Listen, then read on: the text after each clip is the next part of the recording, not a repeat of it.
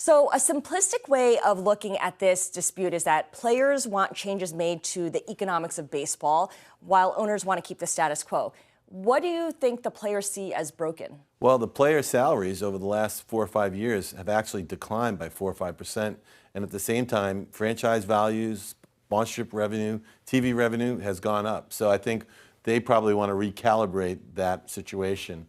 What's taken place, actually, Scarlett, is that the owners have really kind of manipulated the structure of the payment to young players, meaning the transition from minor league to Major League Baseball and the restrictive elements of that process.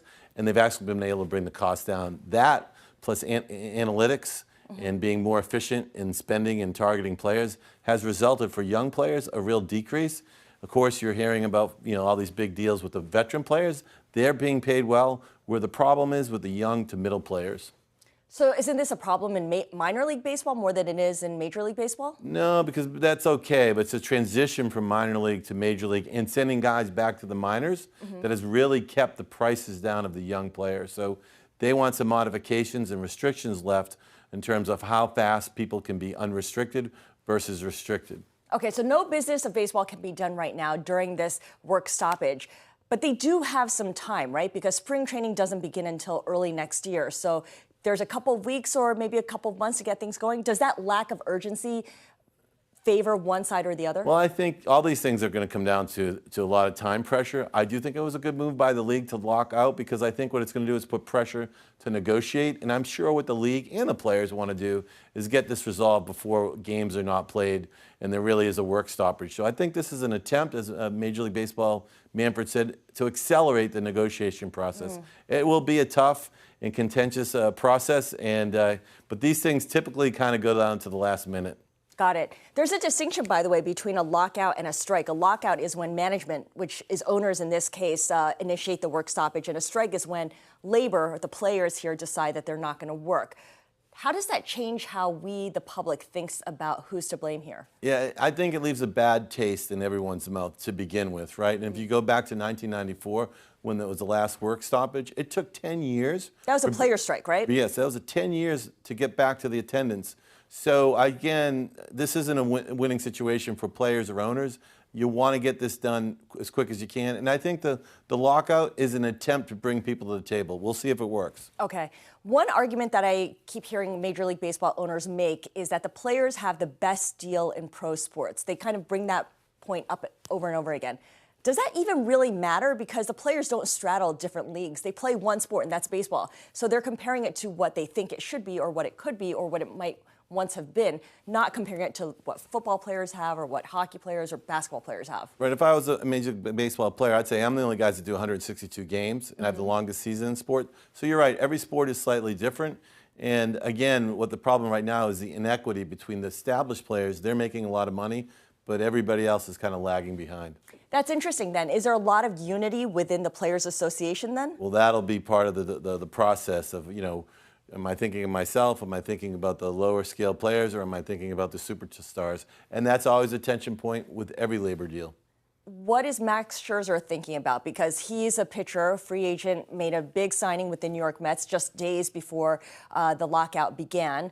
And he's also a top union representative as well, which I thought was kind of ironic. It really is. He benefited probably by the Mets trying to make a statement before the lockout, trying to solidify a few things on their end. And then at the same time, he's one of those guys that are extremely well paid. What will be his empathy for those younger players who are trying to get their payday? It's a real balancing act. So, George, you studied poli-sci Brown, right? Yes. Okay, so I'd like you to place the baseball dispute in a bigger context. Labor unions kind of having a moment right now in the U.S. Workers are suddenly experiencing the upper hand, or at least a better footing right now to negotiate wages and negotiate benefits. Since August 1st, we've tabulated that some 40 companies, workplaces across the U.S. have gone on strike, which is pretty notable. This may not be a strike, as we discussed earlier, right, but it does speak to how workers feel more comfortable and more emboldened now than they did previously.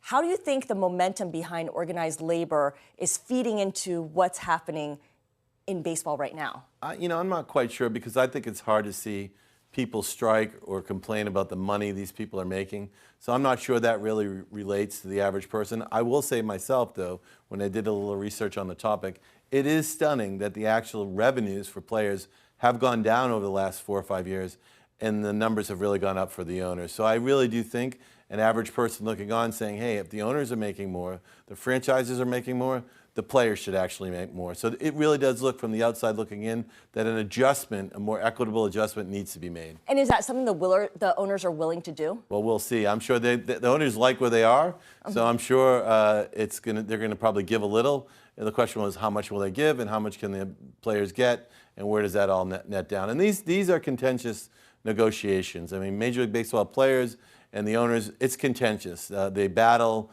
and there's a lot of emotion in it, and you never know how these things play out. So it's interesting because it seems like they're battling over what has been for the last couple of years because players feel that they've been undervalued. But this is a collective bargaining agreement for the next, 5 years? So Yes. they need to kind of project out what things are going to look like in the coming years, too. Right, because when they did this deal prior, the players didn't anticipate kind of I don't want to call it the manipulation, but you might say the good effective management of the transition from minor league to major league, and also the dependence on analytics. So now, in their negotiation, they're going to have to react to that to buck the trend. Got it, got it.